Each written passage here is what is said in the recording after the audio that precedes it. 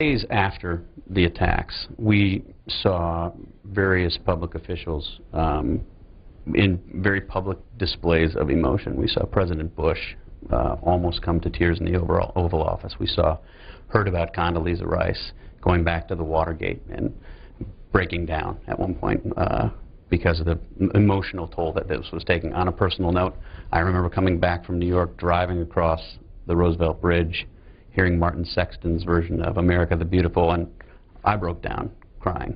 Did you ever have a moment like that? Not really.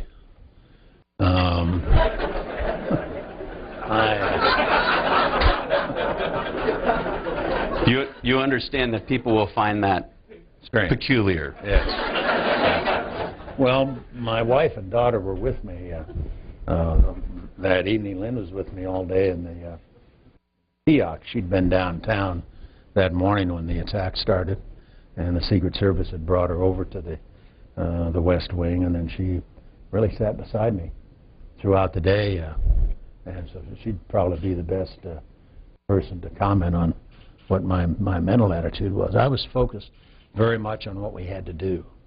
I was thinking of it in terms of what this meant with respect to policy and our military forces and what the targets were out there we might go after and how we might go after them and so forth. What kind of intelligence we were going to need in order to be able to cope with this new threat.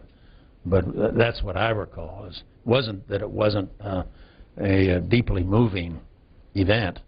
It clearly was. But the other thing that influenced me from a personal standpoint was that I had spent a good deal of time over the years on the continuity of government program.